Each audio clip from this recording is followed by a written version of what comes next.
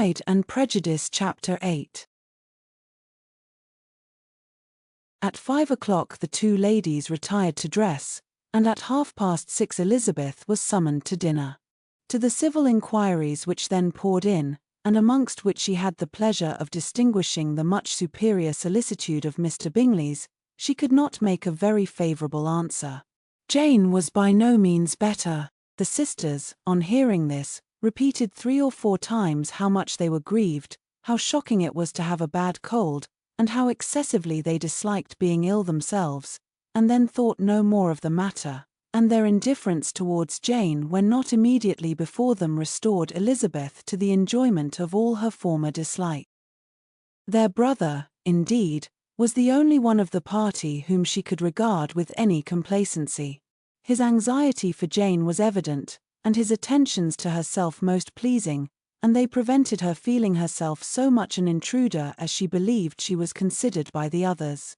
She had very little notice from any but him. Miss Bingley was engrossed by Mr. Darcy, her sister scarcely less so, and as for Mr. Hurst, by whom Elizabeth sat, he was an indolent man, who lived only to eat, drink, and play at cards, who, when he found her to prefer a plain dish to a ragout, had nothing to say to her. When dinner was over, she returned directly to Jane, and Miss Bingley began abusing her as soon as she was out of the room. Her manners were pronounced to be very bad indeed, a mixture of pride and impertinence. She had no conversation, no style, no beauty. Mrs. Hurst thought the same, and added, "She has nothing, in short, to recommend her, but being an excellent walker. I shall never forget her appearance this morning. She really looked almost wild." "She did, indeed, Louisa. I could hardly keep my countenance. Very nonsensical to come at all. Why must she be scampering about the country, because her sister had a cold? Her hair, so untidy, so blousy. Yes, and her petticoat, I hope you saw her petticoat, 6 inches deep in mud, I am absolutely certain, and the gown which had been let down to hide it not doing its office." "Your picture may be very exact, Louisa," said Bingley, "but this was all lost upon me. I thought Miss Elizabeth Bennet looked remarkably well when she came into the room this morning. Her dirty petticoat quite escaped my notice." "You observed it, Mr. Darcy, I am sure," said Miss Bingley, "and I am inclined to think that you would not wish to see your sister make such an exhibition." "Certainly not.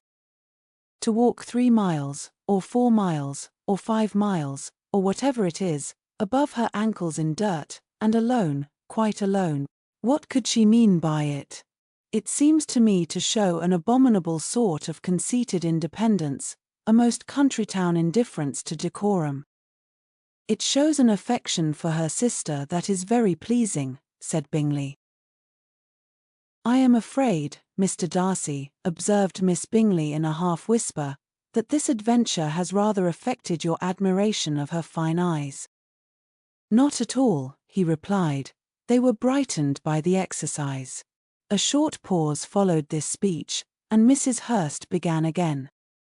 "I have an excessive regard for Miss Jane Bennet. She is really a very sweet girl, and I wish with all my heart she were well settled.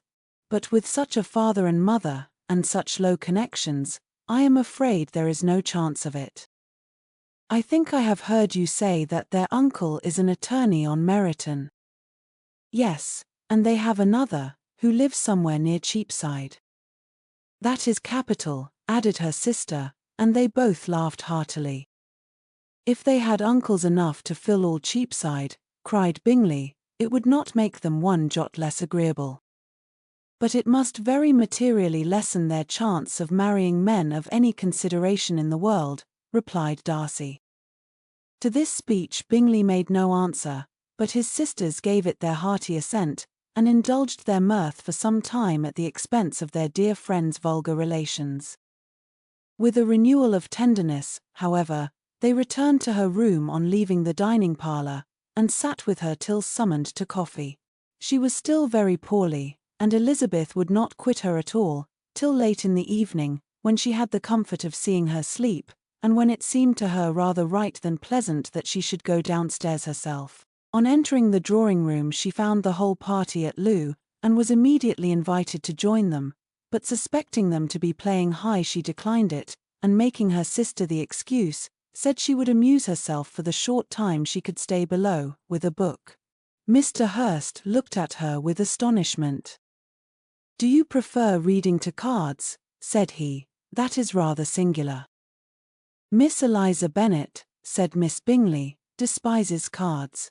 She is a great reader, and has no pleasure in anything else." "I deserve neither such praise nor such censure," cried Elizabeth. "I am not a great reader, and I have pleasure in many things."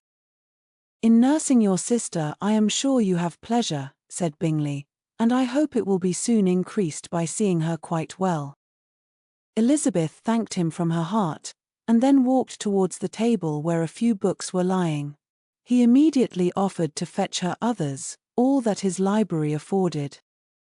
"And I wish my collection were larger for your benefit and my own credit, but I am an idle fellow, and though I have not many, I have more than I ever looked into." Elizabeth assured him that she could suit herself perfectly with those in the room. "I am astonished," said Miss Bingley, "that my father should have left so small a collection of books. What a delightful library you have at Pemberley, Mr. Darcy." "It ought to be good," he replied. "It has been the work of many generations. And then you have added so much to it yourself. You are always buying books. I cannot comprehend the neglect of a family library in such days as these." "Neglect? I am sure you neglect nothing that can add to the beauties of that noble place. Charles, when you build your house, I wish it may be half as delightful as Pemberley." "I wish it may.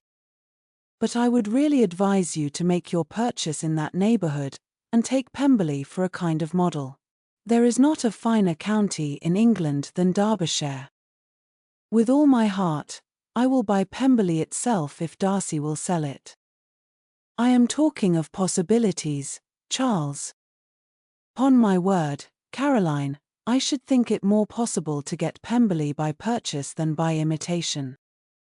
Elizabeth was so much caught with what passed, as to leave her very little attention for her book, and soon laying it wholly aside, she drew near the card table, and stationed herself between Mr. Bingley and his eldest sister, to observe the game.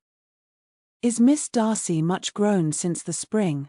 said Miss Bingley. "Will she be as tall as I am?" "I think she will. She is now about Miss Elizabeth Bennet's height, or rather taller. How I long to see her again. I never met with anybody who delighted me so much. Such a countenance, such manners, and so extremely accomplished for her age. Her performance on the pianoforte is exquisite." "It is amazing to me," said Bingley, "how young ladies can have patience to be so very accomplished as they all are." "All young ladies accomplish? My dear Charles, what do you mean?" "Yes, all of them, I think. They all paint tables, cover screens, and net purses. I scarcely know anyone who cannot do all this, and I am sure I never heard a young lady spoken of for the first time, without being informed that she was very accomplished." "Your list of the common extent of accomplishments," said Darcy, "has too much truth. The word is applied to many a woman who deserves it no otherwise than by netting a purse or covering a screen. But I am very far from agreeing with you in your estimation of ladies in general. I cannot boast of knowing more than half a dozen, in the whole range of my acquaintance, that are really accomplished." "Nor I am sure," said Miss Bingley. "Then," observed Elizabeth, "you must comprehend a great deal in your idea of an accomplished woman." "Yes, I do comprehend a great deal in it." "Oh, certainly," cried his faithful assistant, "no one can be really esteemed accomplished who does not greatly surpass what is usually met with. A woman must have a thorough knowledge of music, singing, drawing, dancing, and the modern languages, to deserve the word, and besides all this, she must possess a certain something in her air and manner of walking, the tone of her voice, her address and expressions, or the word will be but half deserved. All this she must possess, added Darcy, and to all this she must yet add something more substantial, in the improvement of her mind by extensive reading. I am no longer surprised at your knowing only 6 accomplished women. I rather wonder now at your knowing any. Are you so severe upon your own sex as to doubt the possibility of all this? I never saw such a woman. I never saw such capacity, and taste, and application, and elegance, as you describe united. Mrs. Hurst and Miss Bingley both cried out against the injustice of her implied doubt, and were both protesting that they knew many women who answered this description, when Mr. Hurst called them to order, with bitter complaints of their inattention to what was going forward. As all conversation was thereby at an end, Elizabeth soon afterwards left the room. Elizabeth Bennet, said Miss Bingley, when the door was closed on her, is one of those young ladies who seek to recommend themselves to the other sex by undervaluing their own, and with many men, I dare say, it succeeds.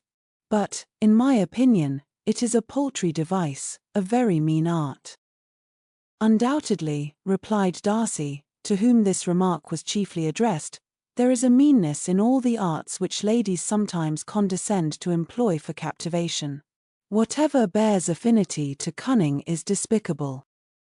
Miss Bingley was not so entirely satisfied with this reply as to continue the subject. Elizabeth joined them again only to say that her sister was worse, and that she could not leave her. Bingley urged Mr. Jones being sent for immediately, while his sisters, convinced that no country advice could be of any service, recommended an express to town for one of the most eminent physicians.